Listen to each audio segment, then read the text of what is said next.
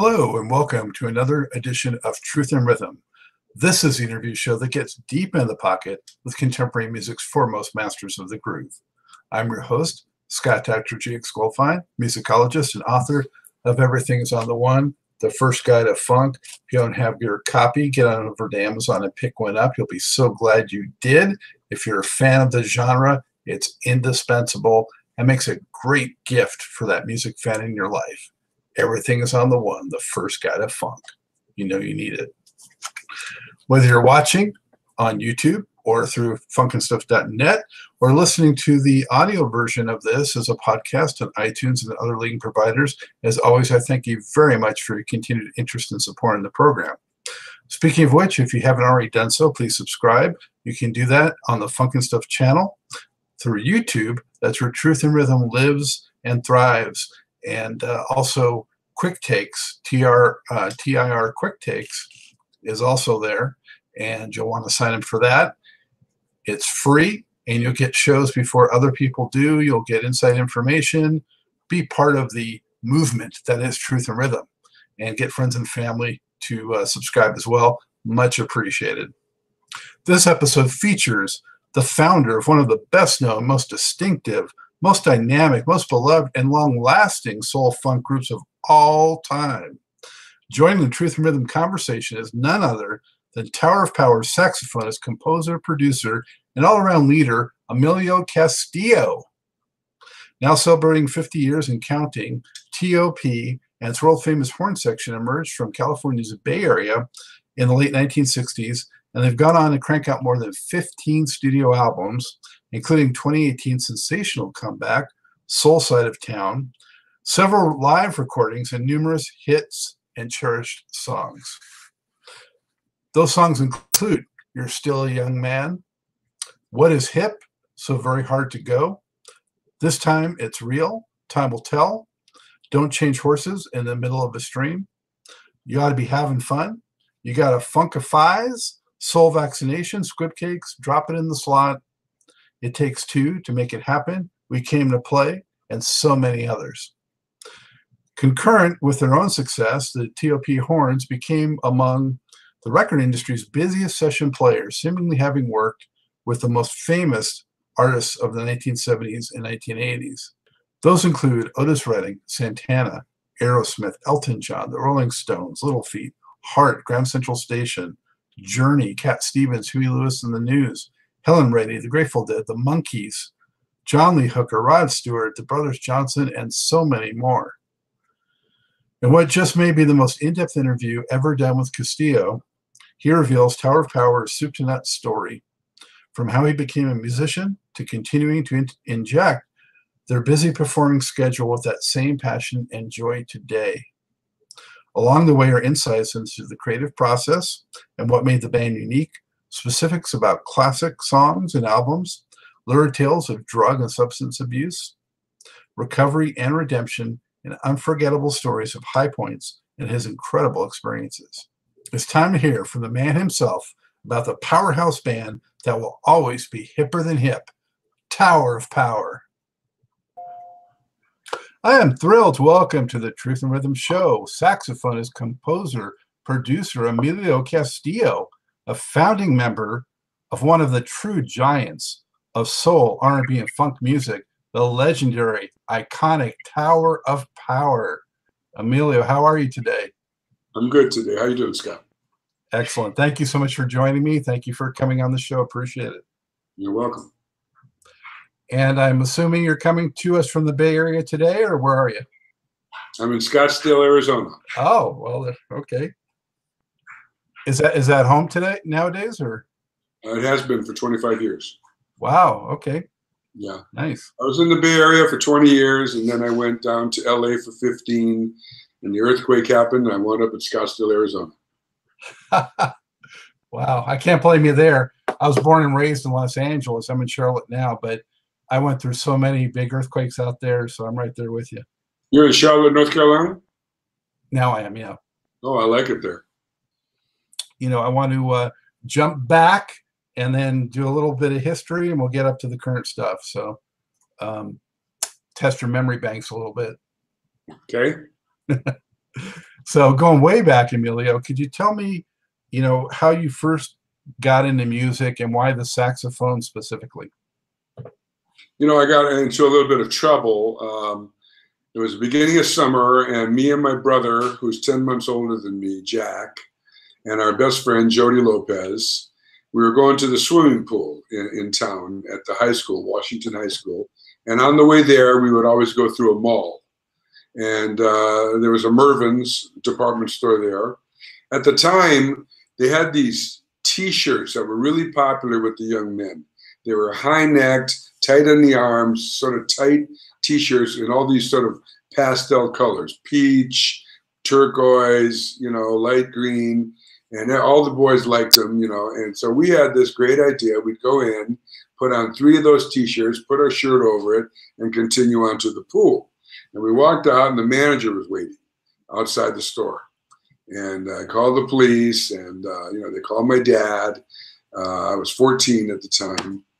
And my dad made us apologize to the store manager and took us home. He gave us a notebook. He said, fill it out with why you're never going to steal again. And while you're in that room filling out that notebook, I want you to think of a reason, something that's going to keep you out of trouble this summer, or you're never coming out of that room.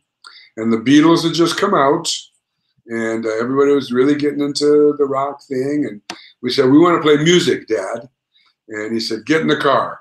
And we got in the car and drove to Allegro Music. He took us in. He went, whatever you want. Pointed at the wall. All the instruments were hanging on the wall. And there was a snare drum there, and there was a saxophone and a guitar, and, a trumpet, different instruments. And my dad used to bartend at a place called Nero's Nook, which was at a hotel called the Cabana, which is kind of like a Caesar's Palace type place over in Palo Alto. And this place, Nero's Nook, always had these bands called show bands, like the Big Beats and the Swingin' Lads. And we would go there to pick up my dad sometimes, and I'd hear these bands rehearsing, and they're really good. They played songs like Harlem Nocturne and Night Train and Gigolo, and stuff like that. And I always thought the sax player was the coolest guy.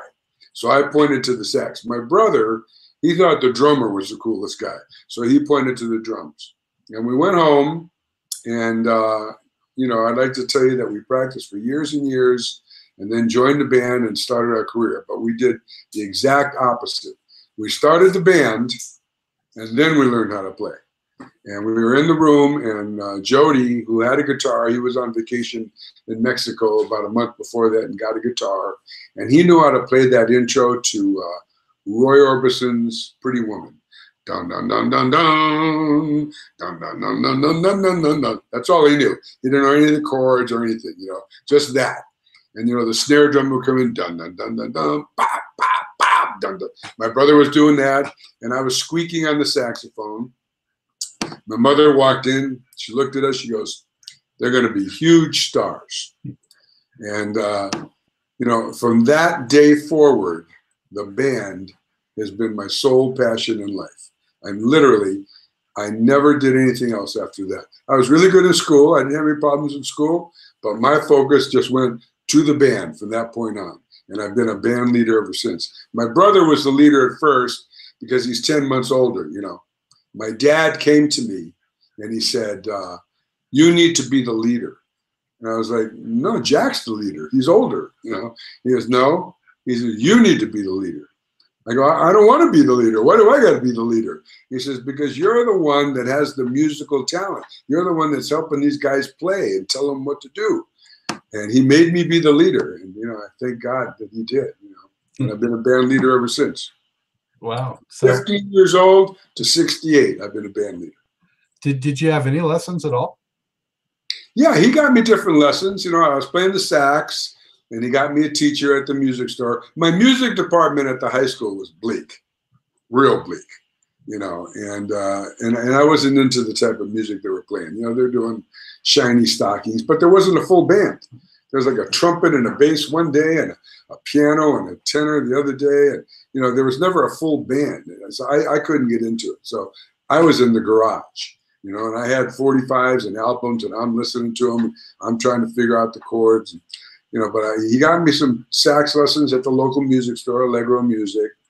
Mr. Levin taught me. And then I said, I want to play the organ. And he bought me a Farfisa organ. And, and no sooner did he buy it, and immediately the Animals came out and they had the Vox organ. And it was much cooler. And I said, oh, Dad, I want the Vox organ. He bought me a Vox organ, And he got me some lessons down the street. This little old lady, an Armenian lady named Mrs. Sharizian. And she used to teach me, like the rabbit goes down the road and this goofy little song. I hated it, And I told my dad, I don't want to go see Miss Sharizian, And he got me this teacher named Dale Price, who was this gay guy in Sunnyvale that was an incredible organist. He had one of those like 4-tier organs, And what he told me was, he goes, whatever you want to play, you bring me the recording, I'll teach you how to play it. And the first thing I learned, I said, I want to learn that organ solo on I Put a Spell on You by the Alan Price Set. And I went there and he taught me that. And I was like, yeah, this is, and then I wanted to learn Misty by Groove Holmes. And he taught me how to do that, And then, I got bored with the organ and I said, I want to play guitar. My dad bought me a Vox guitar, one of those teardrop ones. And I said, he took me to get some lessons. And I told the teacher what I wanted. I didn't want to be able to go, play a bunch of notes and solo. That's not what I wanted to do. I wanted to know how to play the chords because I knew how to play chords on the keyboard. I wanted to be able to play it on guitar as well and learn all the chords to the songs that I liked. So I told the guy, just show me all the positions of chords. And he did that. And by that time, I always had a good ear. I'm listening to these 45s and I'm figuring out what they're doing there. And I'm showing the guys how to play those songs, And then my dad got me this teacher because he went to those musicians where he worked. He said, my son, he's really into this music thing, What kind of a teacher can I get him to really help him? He's the band leader. He's teaching them the songs. He's always trying to learn these records. And they said, go see this guy named Norman Bates. Norman Bates was the bass player with Dave Brubeck. And I would go there and he would give me theory lessons. He'd tell me, go stand at the window. And I go over there and he'd hit a couple notes on the piano. He said, what notes are those? And I go, I don't know. He goes, well, guess. I go, C and D. And he goes, no. And then he hit some other notes. I couldn't guess, And then he'd go to the window and I'd hit anything on the piano and he'd tell me what notes they were, And he started to teach me ear training. And then he started to teach me interval training. So he'd hit a major third. And he said, you hear that? And I go, yeah. And then he'd flat the third. He'd go, now do you hear that? I go, yeah. He goes, what's the difference? I go, the second one was sadder. He goes, right. That's a minor third. He goes, now he hit the major third. He goes, what's this? I go, it's happier. He goes, major third. He taught me what a fifth sounds like, what a fourth sounds like, how the 7 leads to the 1, how the 5 leads to the 1, leading tones, circle of fifths, all this stuff. And I'm learning this stuff. My dad's paying for it, so I'm learning it. But I'm wondering, why am I doing this? It's not interesting to me, and I couldn't understand why I was doing it. And one day when I was in the garage, and I had figured out by that time about 5 songs, and I was like on the 6th song that I was figuring out the chords, and I went, oh, that chord is the 1, and they just went to the 4, and when they go da da da da, that's the 5, and it leads to the 1. And it was like Tetris, man. Everything fell into place, and I realized, oh, and then I was always good with math. And so I realized music is math, it's numbers, And so I went to, by this time I had Rocco in the band playing bass. And he didn't know how to read or nothing. I said, from now on, instead of me telling you what the chords are, I'm going to tell you what the numbers are. And he's like, what? I go, and I showed him, I go, look, here's a scale, 1, 2, 3, 4, 5, 6, 7, 8, 8, 7, 6, 5, 4, 3, 2, 1. I go, now here's the 1 chord, the 2 chords are minor, the 3 chords are minor, the 4 chords are major, the 5 chords are major, the 6th chord is a minor unless you make it major. It sounds like this. I showed him all about numbers. I said, so from now on, when I teach you a song, if the key ain't right, it's too high or it's too low, we're just going to change keys. And you don't got to go, well, what is it in G when I was playing it in C? All you got to remember is it's 1, and then it goes to 4, and then winds up hitting that 5, and you'll get it, And for the rest of our career, we talked in numbers. Wow. So when you finally started getting it together musically, what were some of the biggest influences on you that were out there at that time? Well, when I started playing, with rock music, like I said, the Beatles came out, and we dug the Beatles, but we were always into more soulful stuff. I grew up in Detroit till I was 11. And like I say, my dad was a bartender.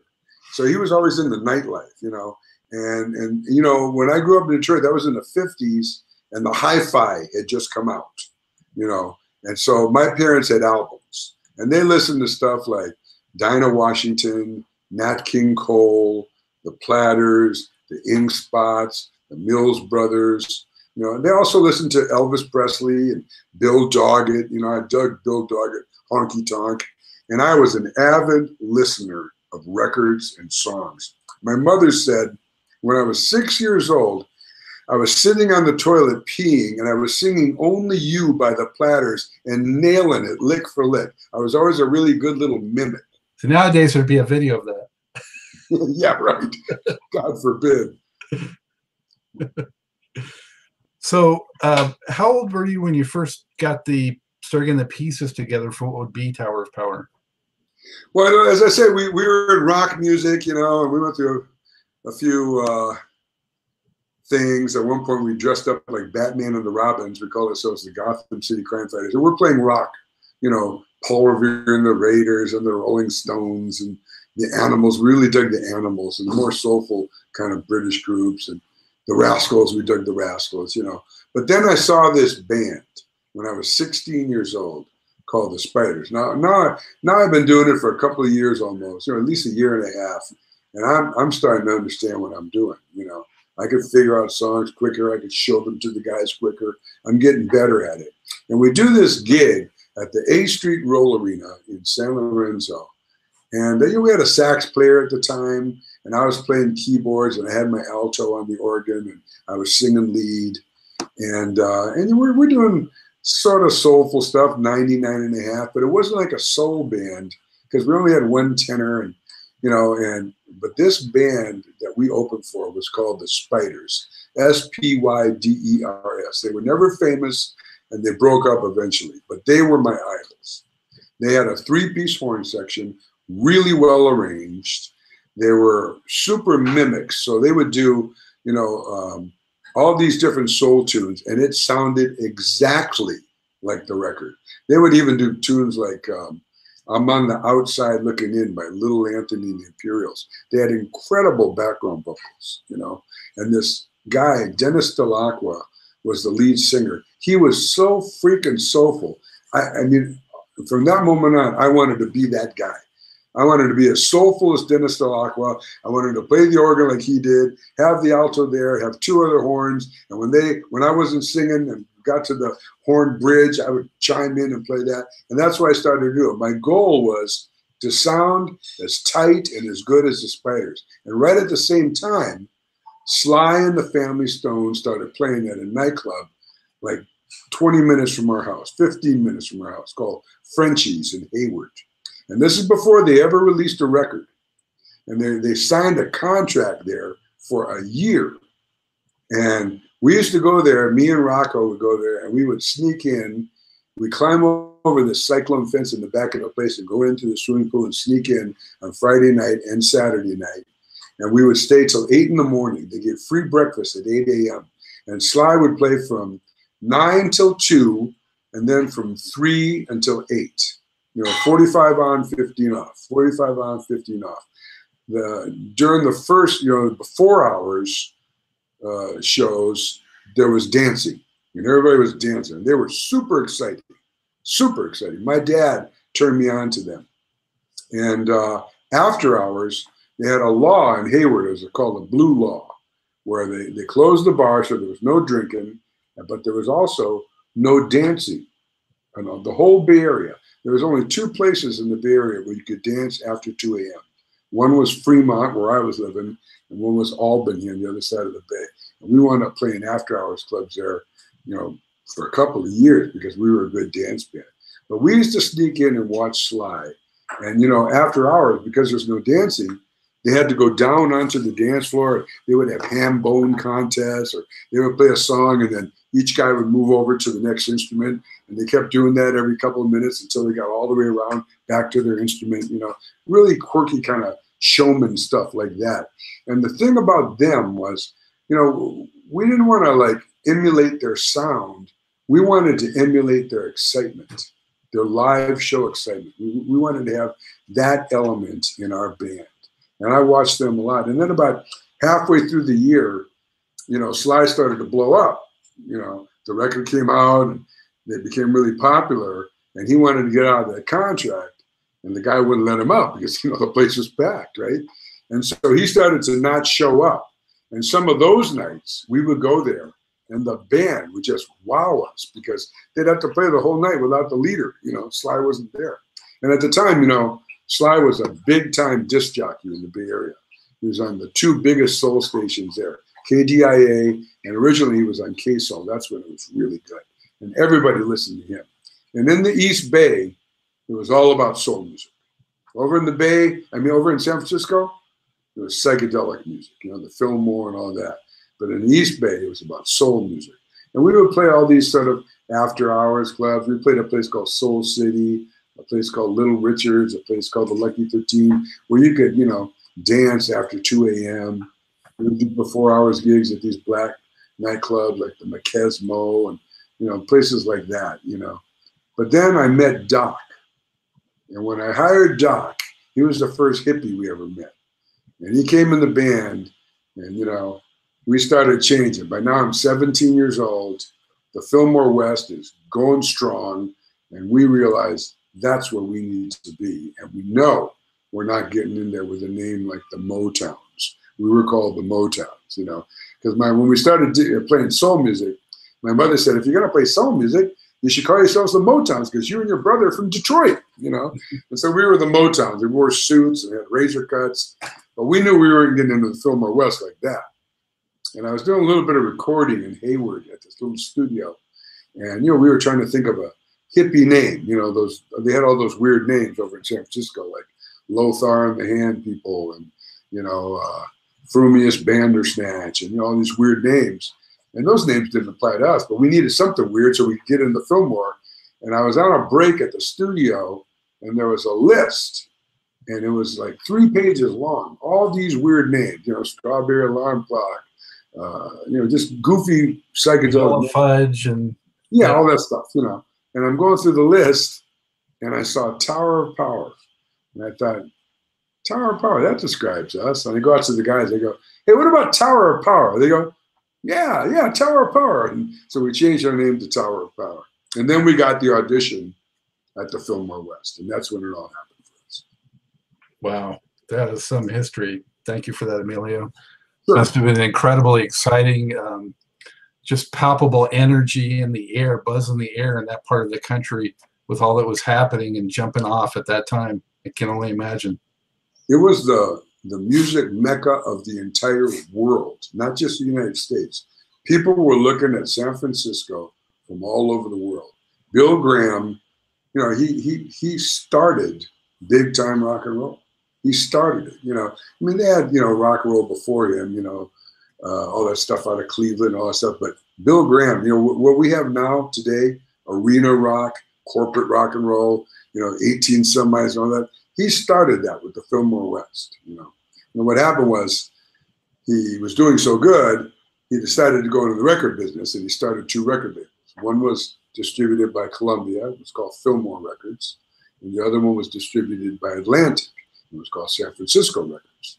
And he brought out a producer from New York, this guy that produced Moby Grape. His name was David Rubinson. And they started to look for bands. Well, people were coming from all over the place, you know, from Austin, from Houston, from Florida, from Louisiana, from Detroit, from, you know, all over. They were coming to the Bay Area trying to get signed to his new record label and trying to get into the Fillmore West. And we had an audition at the Fillmore West in October. What happened is around January, we were doing one of those after hours gigs. And, you know, after hours, you couldn't drink. Between 2 a.m. and 6 a.m., no drinking. And Mick Gillette had gotten a screwdriver, and he was drinking it, and the alcoholic beverage control came in, and they busted us for being underage. And they sent out, letters to all the clubs where we played. I said, if you hire these guys, we're going to take away your liquor license. So all of a sudden, we had no gigs at all. My parents had moved back to Detroit, so we're alone and starving, and all we got is this one gig in November at the Fillmore West. And we practiced, and I had written all those first songs for East Bay Grease, Social Lubrication, The Price, The Skunk, the Goose, and the Fly, Sparkling in the Sand, Knock Yourself Out. I wrote all those songs with Doc, and we were practicing those songs, and then we're also practicing all our soul tunes by other people that we did that were really, really showstoppers, because we wanted to make a really good set for our audition at the Fillmore West. But by the time we got there, we were so broken at the end of our rope. I told the guys, if nothing happens with this, I'm going back to Detroit to spend the holidays with my family. If nothing comes of this, I'm not coming back. And Doc was devastated. And, all the guys were like, well, what do you mean? I was like, I can't do it, And I remember we did the audition, and we always started with this James Brown tune called Open the Door. And, you got to understand, there was like 5 bands that night. And the first 4 were all rock and roll bands, 3 guitars and drums. Maybe a singer, maybe a keyboard player here, but they're all playing in the key of A and E. And, basically, dan, dan, dan, that was all night. So the crowd had already watched 4 bands. And then we walk out. And we've got all these horns, and all these ethnicities, Mexican, black, white guys, And we come out there, and we're wearing these, at the time, they used to have these shirts that were called velour shirts. And the velour had all worn off, and you could see roach burns all over it, And we come out, so we're a motley looking crew, and the crowd takes a look at us, and they turn around, they just start walking out. And we started out with Open the Door. And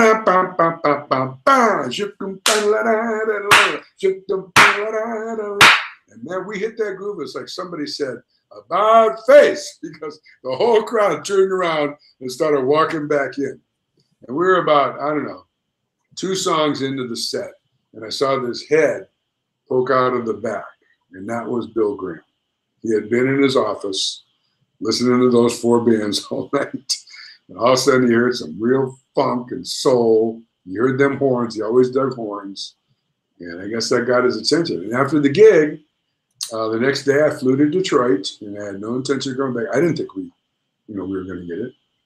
And famous bands were being turned down. We were nobody. So I had no confidence at all that we were going to get signed by Bill Graham. And I'm back there, and 2 days later, Doc calls me and he says, you got to come back. You got to come back. He dug it. And I go, who dug it? He goes, Bill Graham. He wants to sign us to a record deal.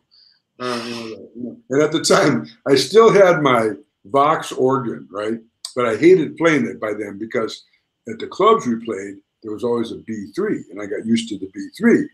And so the only time I used the Vox organ was, if we were playing like a fair or someplace where I had to take my organ with me, And I told him, hawk the Vox organ and send me a ticket.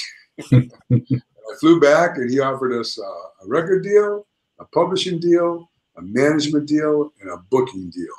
And we got this friend of ours was the manager of a band called The Loading Zone. He was stunned, because The Loading Zone had been turned down, and they were already famous. They had a record out.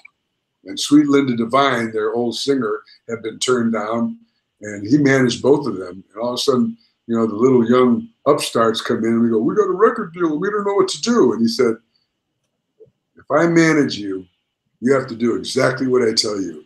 And we're like, you're going to manage us? And he started to manage us. He went in, he negotiated the contract. He said, number one, you have no negotiation at all, because you have no clout. But there's a few things I'm going to push for to get changed. He goes, but you're signing the record deal. And so he got a couple of things changed, and we signed it. And we did our first record, and then it all changed. Wow. You were really in a tenuous situation there, though. It's just like so many times, right at the brink, Yeah. And you just come through somehow. It was this close. Wow. So, I'm looking at the credits for that East Bay Grease, and it shows you on alto. Were you playing alto at that time?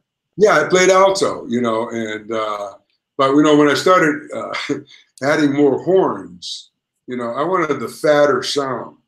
And I was playing alto because that guy that I idolized, Dennis Delacroix, played alto. I had actually started on tenor, and when I saw Dennis, I went to the alto. But once I started, I got a couple more horns. And one of my first horn players was Mick Gillette. The guy was phenomenal. I mean, I didn't know he turned out to be one of the world's greatest horn players. He was just a kid in the neighborhood, But after that record, I said, no, I'm going back to the tenor. And I had the tenor already. I never played alto again. And what did David Rubinson, I know best from working on all the Herbie Hancock records through the 70s. Yeah. And what did he do for you guys? He produced that first record. And it's the first record that he, what happened? I'm losing you here. I got you still. Oh, okay. I don't got you. Nothing changed. All right, I got you. So that's the first record that he engineered all by himself. Fred Cotero was his engineer. Excellent.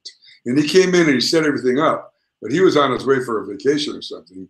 And David thought, I'm just going to do this myself, get my feet wet being an engineer. And, he dug the tunes. He helped us, gave us a few ideas, like on the ride out to Back on the Streets Again. We used to go, he goes, now you got to go, back on the streets again. And we're going, oh, okay, a few ideas like that. But basically, we had those songs. We've been playing them for a while. And I remember one thing he did, though. He wouldn't let us record You're Still a Young Man. He said, too mushy.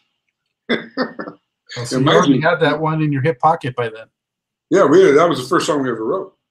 So we really knew that one really good. And but he let us record Sparkly in the Sand, which was even mushier, and it became the biggest hit on the record.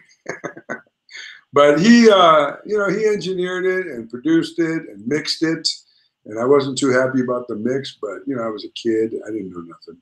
But I remember watching him and thinking to myself, I would do it different, But that being said, you know what? He produced that record and it changed our lives, and I'm indebted to him. Well, it set the foundation for sure. I mean, it's sound is more raw than what would follow, but it's still, all the ingredients are right there. The excitement was there, yeah.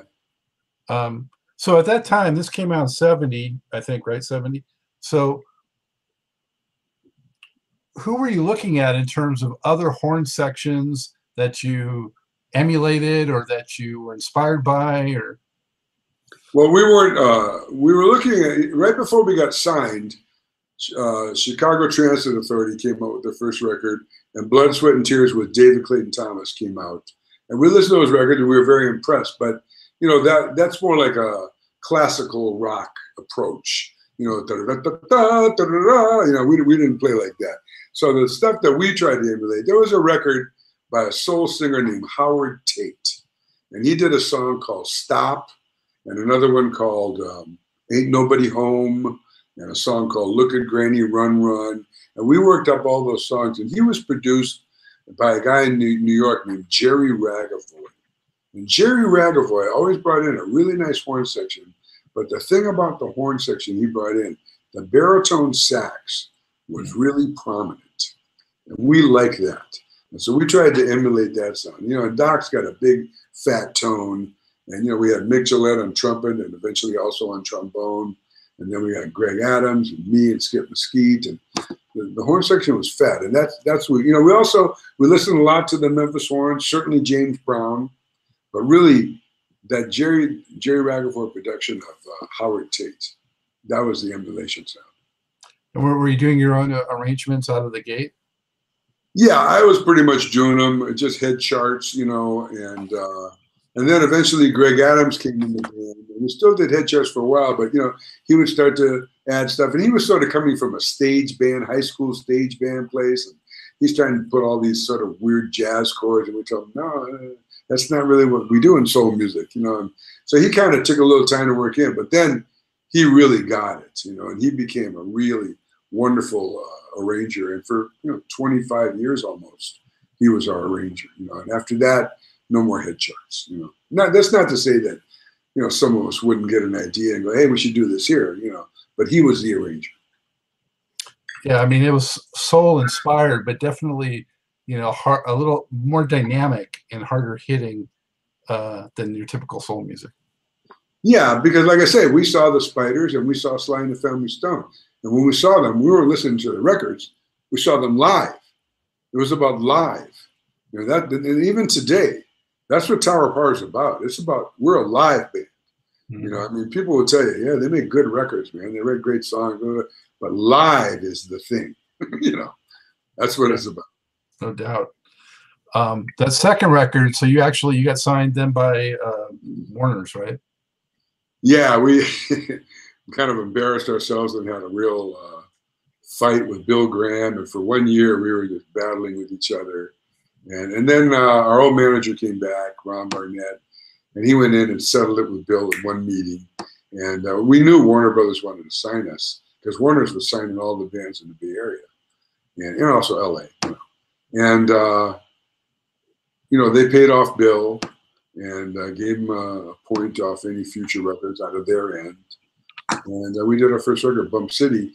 And we said we want to record with Steve Cropper because, he made all the records that we idolized, those Sam and Dave, Otis Redding records, And so we went to Memphis. But what happened was Steve had just left Stax Volt, and he was in a legal dispute with Jim Stewart, the owner of Stax Volt.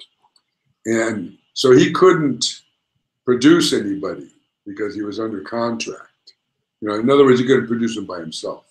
Mm-hmm. And so we went in there, and his engineer, Ronnie Capone, was engineering. And I guess in his mind, he was going to get it going, and then he was going to let Ronnie produce it. But as soon as we got there, he sort of explained that to us. We said, no, that's not our understanding. We came here, and you're supposed to produce. And it was a little funny for about a day, but as soon as he heard us play, he said, yeah, no problem. I'll produce, but it's going to have to say Ronnie Capone produced. But all Ronnie did was engineer. Mm-hmm. And so we recorded with Steve Cropper, all those songs, and we got finally to record You're Still a Young Man, and that was like our biggest hit. Yeah, I mean, that record definitely more focused, and you got a Funkifize, more in the pocket groove than what I had heard before. Yeah, because when we did East Bay Grease, Garibaldi had just come in the band. Rocco had just sort of been freed up. When Garibaldi came in the band, it freed up Rocco. He just instinctively and naturally was able to just play a whole bunch of different stuff. He was just moved, And but that was early in the game. Dave had just come. Rocco had just learned how to, stretch out like that. But when we did Bump City, they had been playing together for a while. The only difference is that Steve and Ronnie, their approach was, they approached us like they were, the way they did all their records with Al Jackson and Duck Dunn and Steve on guitar and Booker T on keyboards, and there was a lot of muting. So they went to Dave and they muted all his drums. If you listen to the drum sound, it's really dead sounding, And I remember, Dave at the time, I mean, his hi-hat work was phenomenal, and all the, and all they could think of, what are we going to do? We got to get this hi-hat sound out of here. They're trying to mute it all, and so they kind of subdued it. And we were still new to recording. It's only the second record we ever made. So we couldn't get in the studio and emulate it the way we did on the stage. It came out good. It was a big hit. But the next record, like I say, I'm checking out David Rubinson in his production. Then I'm checking out Steve Cropper, who's an idol. And I'm looking, I'm going, I would have done some different things, And so the next record, I did it myself, and for the next few records, it always says Emilio Castillo and Tower of Power because, I didn't have the gumption to say I'm doing it, but basically that was my deal. I was in the studio making the record. Everybody's chiming in, of course, and saying, why don't we do this, why don't we do that? But I'm there you know, producing the record and then mixing it as well, you know. And that was a process, a learning process for me. After I did the Tower of Power album with What Is Hip on it, that's right when all that Philly international music started coming out. You know, the Spinners and Harold Melvin and the Blue Notes and the Stylistics and all that stuff. And there was a producer over there named Tom Bell. Oh, yeah. He did this record on the Spinners. I think there was like 6 #1 hits on it. And I studied that record constantly, you know, how he placed the horns, how he spread out the vocals, how he did the strings, you know, the echo, and just everything about it, you know, the songwriting, the lyrics, the hooks. Just I just studied it over and over. And that's what I was doing when I did the Back to Oakland record. And then my production chops got better. On Bump City, a couple things I want to ask you before moving on. One was, I thought I heard a little Meters influence in some of that. So I don't know, we haven't mentioned Absolutely. it, but I think. No, absolutely. You know, we used to do Sissy Strut, and, you know, we were listening to Kick a Pie Pie and all that stuff, the Meters, because they were playing funk. You know, it'd be like when we came up, you know, when Sly was playing at the nightclub, one of the big songs was Funky Broadway by Dyke and the Blazers. And, you know, I don't know if you ever heard that version, but at the end of it, it's just drums. It fades out on drums. He's like, ba, ba, ba, ba, ba, ba, boom, boom, ba. You know, and people were like, every band, every drummer, every musician was like, man, did you hear that drummer on the end of that ride out, you know? And that's when funk really started coming in, and Rocco, and of course Dave, and all of us. That was the thing. And so we started playing a lot of Dyke and the Blazers, like Let a Woman Be a Woman, Let a Man Be a Man, and, you know, Funky Broadway and stuff like that. And that's when we got into the Meters, and anything that was funky, you know, messing with the beat. It became a big part of what we do.